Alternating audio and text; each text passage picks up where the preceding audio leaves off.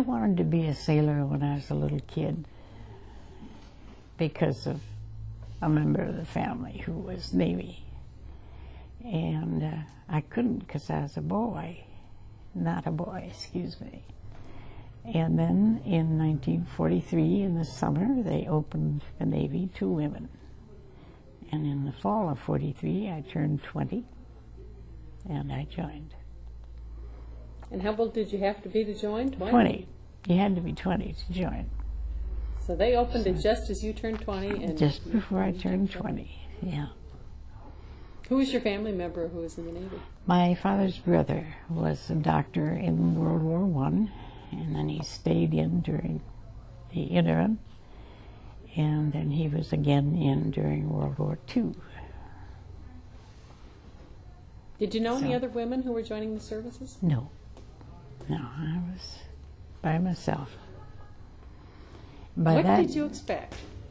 I really don't know. I had thought I was going to make it my life's position, and probably would have, except that after the war was over, they decided that women didn't belong where I was, and they put us in offices.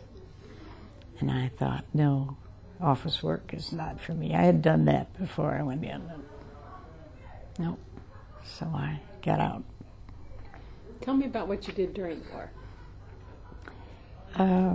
Well, I took the mechanics training. We took boot in Hunter, at Hunter College in New York, and took mech training in Norman, Oklahoma.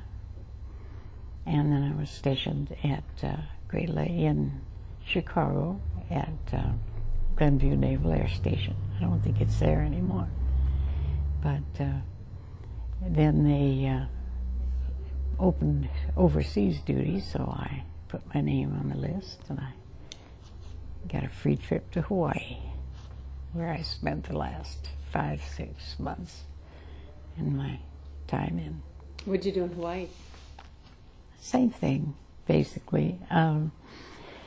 I went through the mech training, and then when I was stationed in Chicago, you know, in those days it used to be join the Navy, free a man for service. Well, I met the man I freed.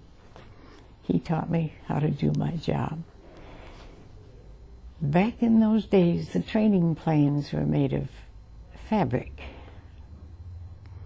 The boys used to delight in seeing how close they could come to the clothesline pole, the telephone wires, the gates, you know, and they'd come back in with the underneath side of their plane split open.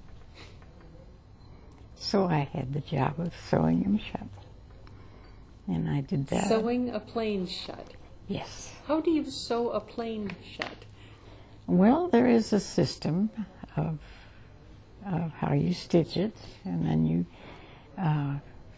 put a coating of, I can't think what we used to call it, put a coating on it, and then you put a piece of fabric over that, coat it again. When it dries, it's hard till the next time.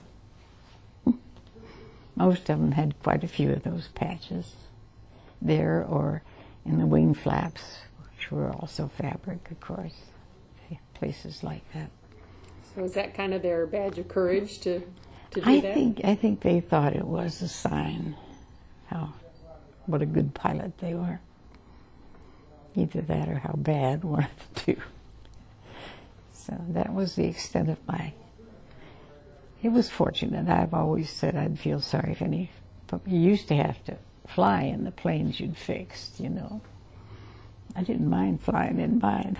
I don't know if I'd wanted to fly in one where I worked on the motor, but anyhow.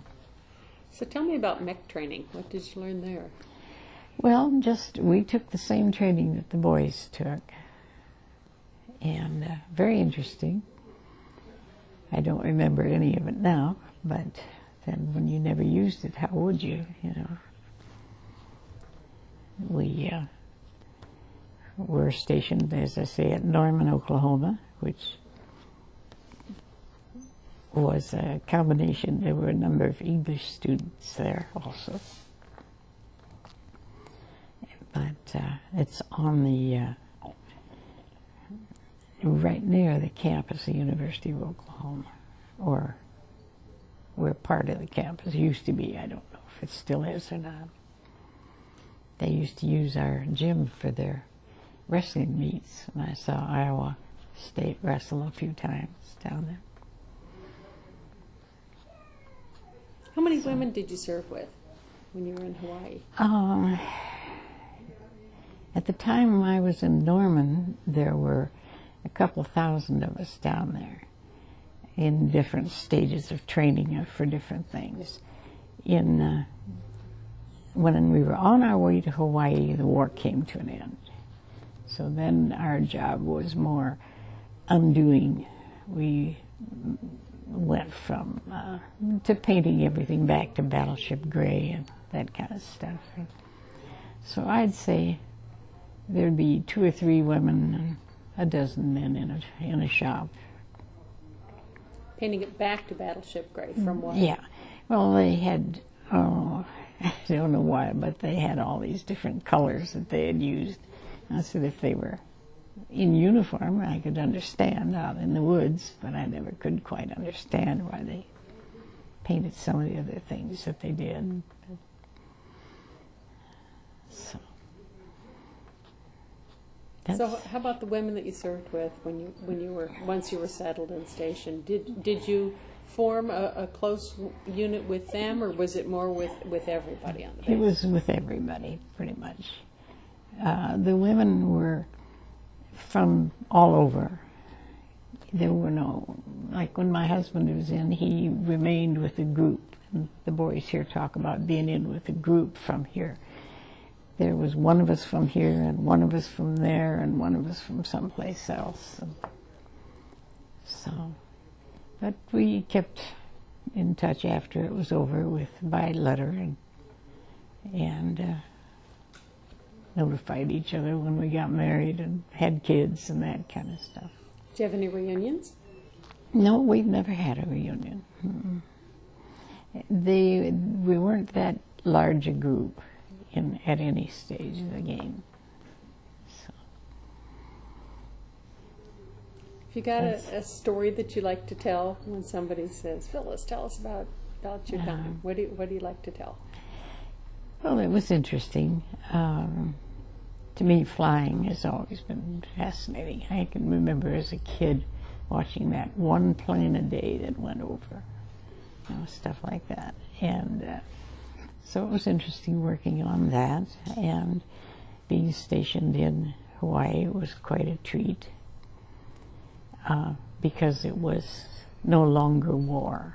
If it hadn't been for the war, it would have been a great couple of years.